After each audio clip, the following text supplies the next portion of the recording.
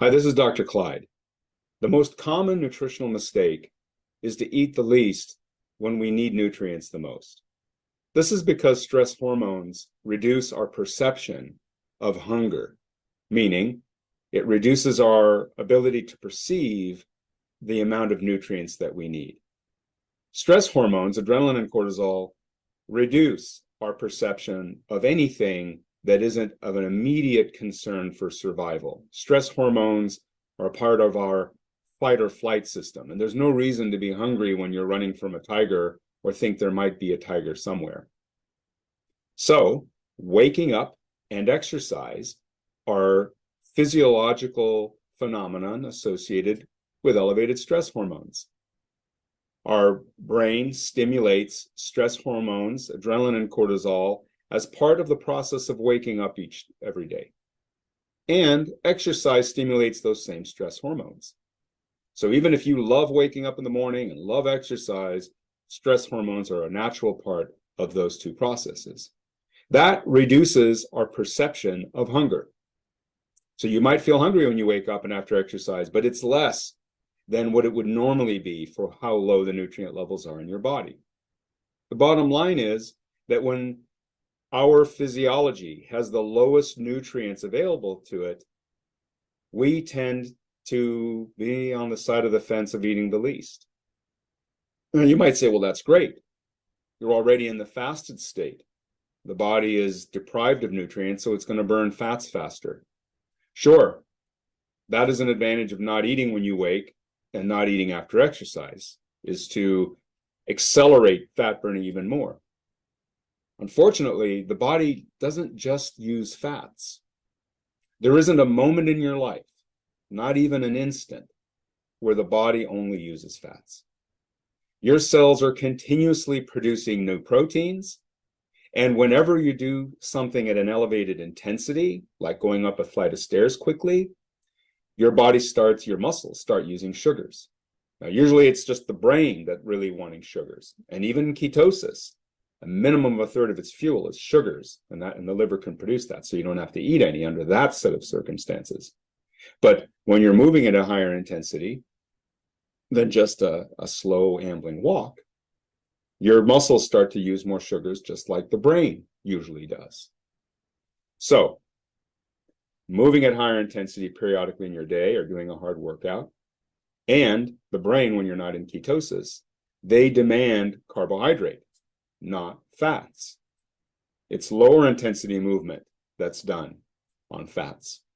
Of course, the brain will only use fats under carbohydrate deprivation, where the liver glycogen is too low, and therefore the liver signals the brain to go into ketosis. Therefore, when you're in the fasted state and you haven't eaten for over 6 hours, and particularly once you get to the 12-hour point, you're losing as much muscle mass as body fat. A study with over 200 subjects out of the University of California, San Francisco, published in the last couple of years, shows that people who skip breakfast lose twice as much lean mass as body fat. That's because the body doesn't just use fats. You might say, well, why is the brain triggering muscle loss so fast when you skip breakfast or don't eat after a hard workout? Why is it burning muscle faster than fats? It's because it's after two things. First, it wants to get amino acids for your vital organs, to maintain your vital organs. And muscle is viewed as expendable by your brain.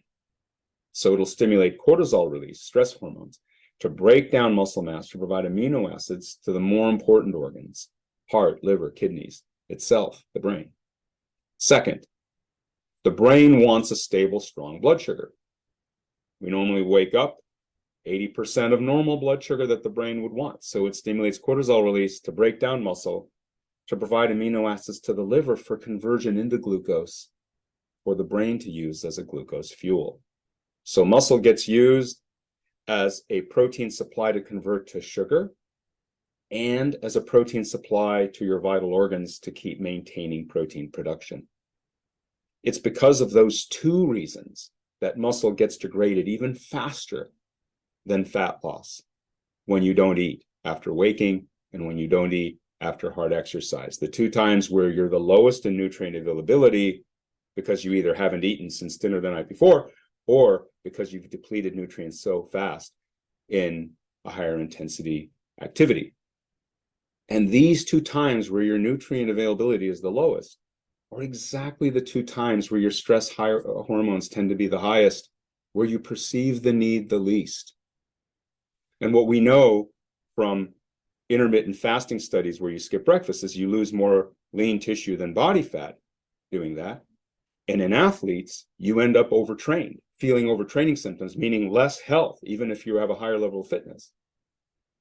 And that is approximately 83% of overtraining symptoms in competitive athletes is from undernutrition, meaning that overtraining doesn't actually mean you're training too hard, but not healing enough. And that nutrition is a major factor for healing. And without getting enough nutrients hour by hour into your body, the healing capacity is less than what the body needs. So whether you're sedentary and unable to lose weight because you're losing muscle mass from trying too hard to lose weight, or not healing enough because you're athletic, either way, it's the deficit, the differential between what your body needs and what it gets hour by hour that determines whether or not you can stay healthy when you're depleting yourself to lose body fat, or depleting yourself because you're working out hard, or both. So what's the solution? It isn't to have breakfast be your largest meal of the day, or right after a workout to have your largest meal of the day. Not at all. It's just to nibble on something, 100 calories, 150 calories, just something.